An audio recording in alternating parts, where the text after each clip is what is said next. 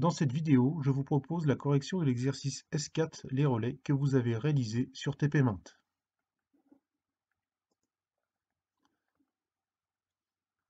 Sur ce schéma, on vous propose de repérer ici les relais.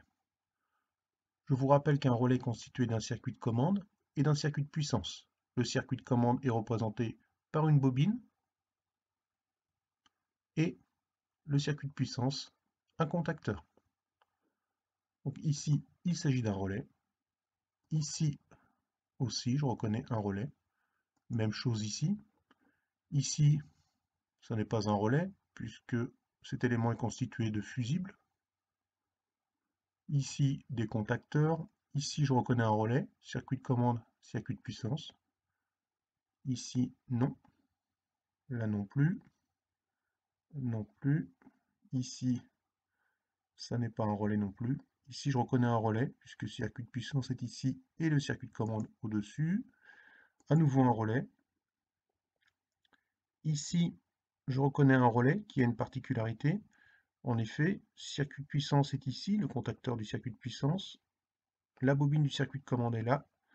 Et ici, je retrouve un élément particulier qui est symbolisé par un transistor. Donc c'est un relais qui est piloté par un système électronique. Mais c'est un relais tout de même. Ici, même chose, deux relais très similaires. Je valide. Et je n'ai rien oublié. Je continue. Sur ce schéma électrique, on vous propose de cliquer sur les éléments qui constituent le circuit de puissance du motoventilateur jusqu'au fusible. Alors, ce circuit électrique est composé de plusieurs éléments, des fusibles, le calculateur 120 qui est le calculateur d'injection, un relais, le relais 700 qui est implanté sur 597,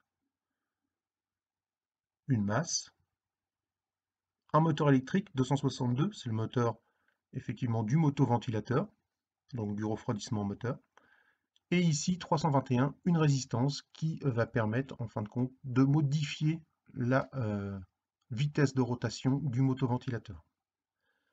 Alors, pour opérer ce circuit de puissance, je vais partir du motoventilateur, puisque je suis sûr que le circuit de puissance arrive au motoventilateur, donc à l'élément 262. Je parcours le circuit. La masse de puissance du circuit se trouve ici. Ici, j'arrive, regardez, sur le circuit de commande du relais. Donc je ne vais pas cliquer ici. Je vais aller voir ce qui se passe de l'autre côté, sur la borne 1 du moteur du motoventilateur. Je passe au travers de la résistance, qui va permettre de réduire la vitesse de rotation du motoventilateur. Je continue sur le circuit électrique. J'arrive aux bornes du relais circuit de puissance, donc je clique ici, puisque c'est le circuit de puissance du relais. Et de l'autre côté, j'arrive au fusible d'alimentation 777. Je pense que je n'ai rien oublié, je vais pouvoir valider. Et j'ai la bonne réponse. Je continue. Sur le même circuit, cette fois-ci, on me demande de cliquer sur les éléments qui composent le circuit de commande du motoventilateur jusqu'au fusible.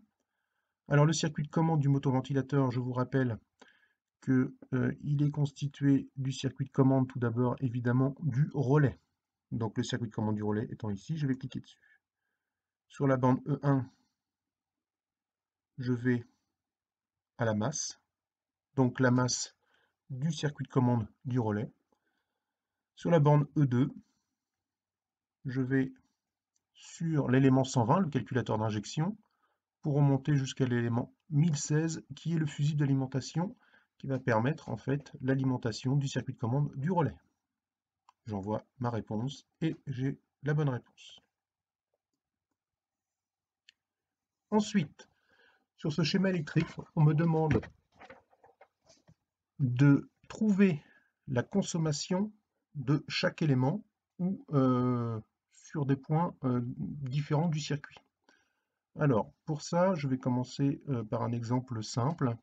Je vais prendre par exemple ici le relais.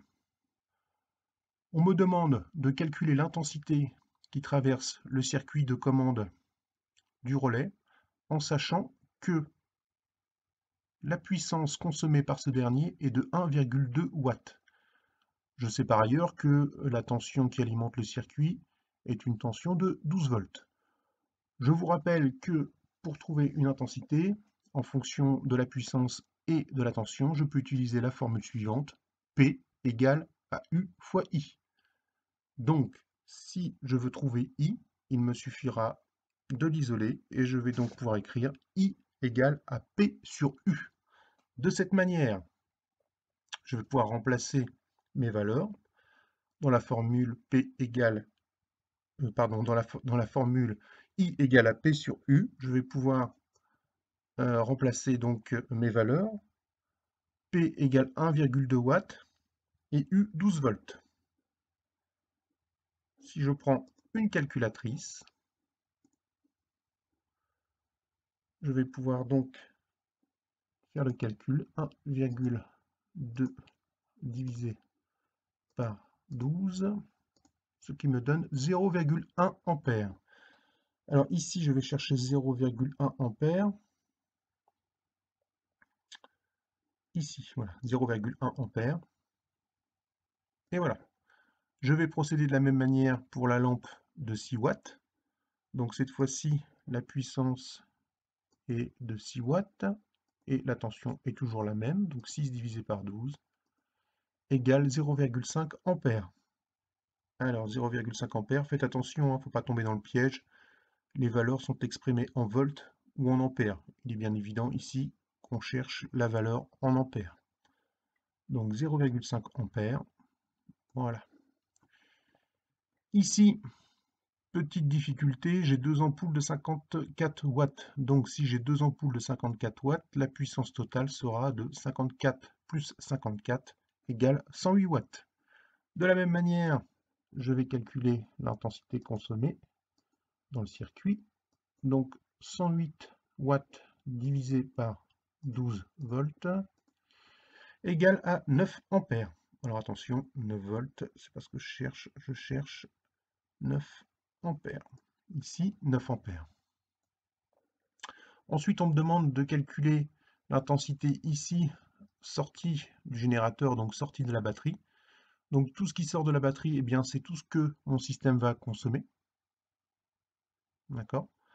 Donc mon système va consommer 9 ampères, plus 0,1 ampère, plus 0,5 ampères, soit un total de 9,6 ampères. Voilà, et je valide. Et donc, nous avons les bonnes réponses. Mon score, 20 sur 20. Parfait. Merci de m'avoir écouté, merci pour votre attention.